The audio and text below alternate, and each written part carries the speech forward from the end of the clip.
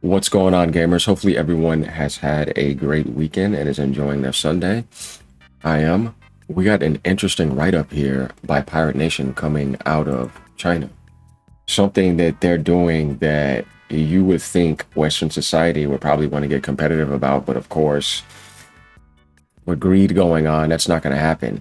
So China, in this statement here and what they just made legal, has literally embarrassed PlayStation, because we know about digital ownership and physical ownership basically being under attack right now. Embarrassed Microsoft, Xbox, and embarrassed Steam.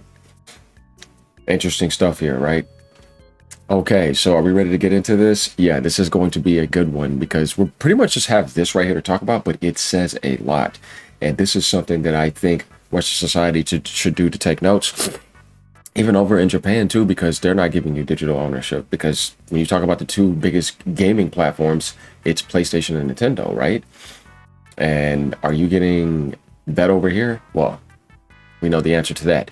So here it is. Chinese courts, let's read this very carefully because this is very interesting, have ruled that gaming accounts, in-game items, guys, gaming accounts, your account, in-game items, your in-game items and digital purchases can be passed on to family after death. Did you see that statement that was just made? The Chinese courts got involved with this because we know how big gaming is in China now compared to what it was back then. This is absolutely juggernaut. Setting a major legal precedent for what's these two words right here? Digital ownership, not a license. This right here is one of the biggest embarrassments to Western society right now. Because China just literally set the bar higher than them. They're being the leader on this. With their own people. It says Chinese courts and it says Western courts. So it's something that's actually applied in China that is now actually set. Gaming accounts. You know what's interesting? They're not even talking about games, but your account, your in-game items, and your digital purchases can be passed on to family after death, setting a major precedent for digital ownership. Man, take that right now, Sony, right? The decisions came from several court cases over the years. So this is something that's been going on for a while. It could have went the other way. But did it? No, it didn't. They ended up being pro-consumer on that, with judges ruling that these digital assets, keyword here, have real value. Dang, so they're actually respecting people's money and time that they want to put into that, and to them that's real value, and it should be treated like other property. Oh, what are we, guys, are we really saying this right now in this world?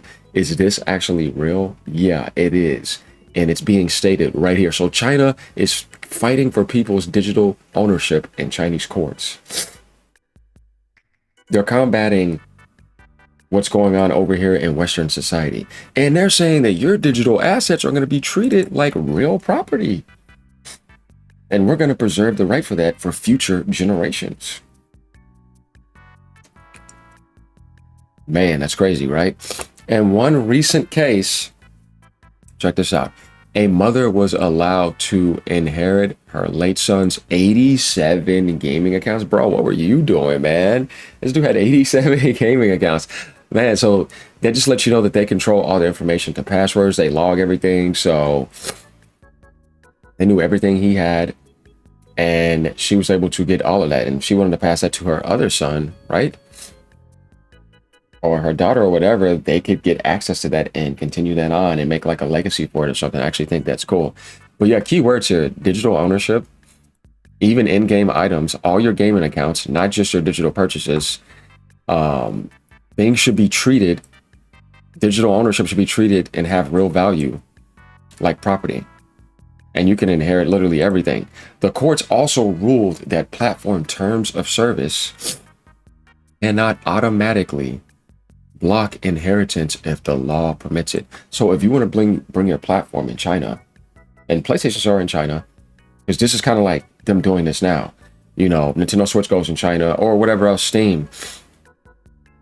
If China sets that in their world, you cannot block inheritance. they're going to get the inheritance and digital ownership, and the law is above video game companies. Interesting stuff here, isn't it? However, personal data such as private messages and chat history remain protected and are not included. Well, I can understand that. If you want to protect somebody's, chat history and all that, that's actually pretty cool. But other than that, I mean, if you're trying to get somebody's account, why would it be to watch their messages? I'm not going to get 87 accounts to read somebody's history of messages, right? Unless you're some weirdo. No, I would like to see your game library. Like if you had something like that and there's all those games going down and there's 203, that's still a good amount of games, right? That's a lot of history there. You're going to be able to own it. This is cool. So it's almost like China is pretty much solidifying a GOG environment for all the gamers in that world. When you think about what's going on in the PlayStation world, you would have thought Sony would have done that, because it's like, okay, remember, you have a CD trend history. Why are you not giving people digital ownership, right? If you realize that you're going to be taking away physical ownership for them after 2028. Sure, you still allow people who have games developed before 2028 to still make physical discs as long as they want to, right? But after that, you're cutting off not only your own first-party games, but the biggest thing on your platform, third-party. So you would have probably been in a better position, Sony, if you said, we're switching and changing rules here. PlayStation is going to allow digital ownership, like GOG. You can play offline, but they're not going to do that because they need you to have PlayStation Plus. See, it doesn't really work when you really think about the way these companies want to do things, but China is actually heading in the right direction that I think a lot of people would like. And this right here is definitely a big slap in the face to Sony's recent physical ownership drama and boycotting that's actually going on. This is actually a slap in the face to Microsoft too, because they've been doing the same thing. PC's been doing the same thing for the longest, right? Steam is doing the same thing. Except some people say Steam's a little bit more generous about it, but the point is it's still a license. The only one that's giving you digital ownership is GOG. Nintendo gives you ownership as well with physical, because you could actually have your physical games and on the go. You know, it's like, oh, when I put my card in my Switch, I take it off the dock. Guess what? It's handheld and console, right? And then when you think about the game key card, that's way better than having a code in the box. That's why some people, if Rockstar actually ends up making GTA 6 for the Switch 2, which I think it's in development, if it's on the Series S, it can be on the Switch 2, you're at least going to be able to have game key cards for it.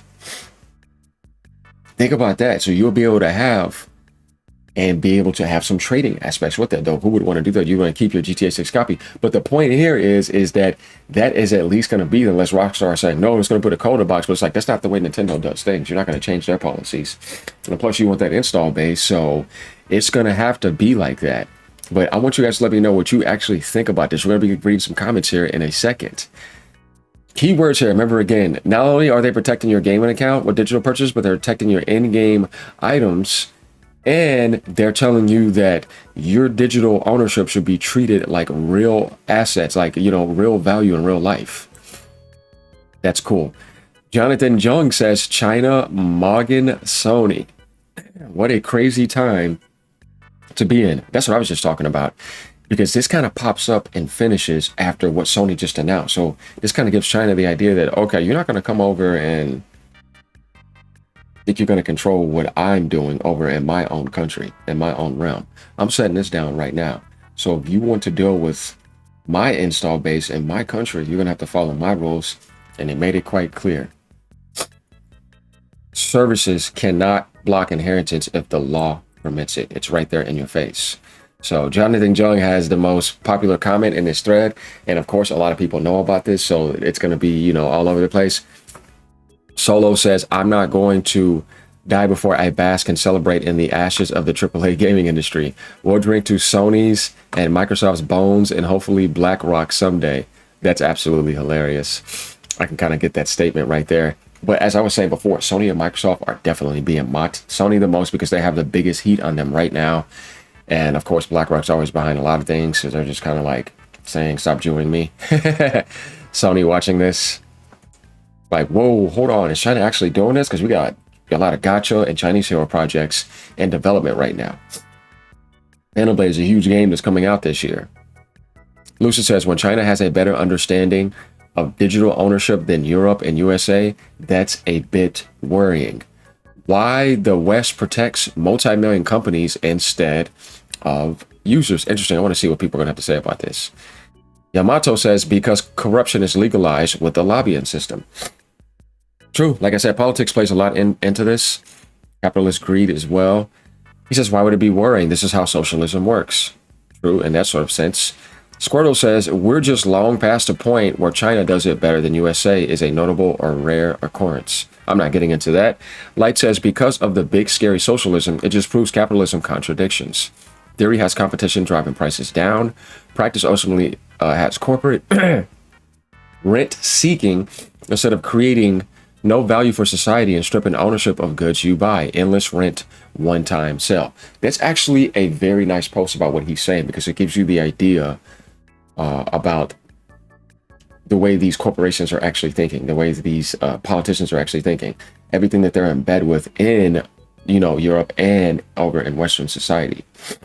It's 100% facts right there, what he just said, and then ending it with endless renting and one-time sales.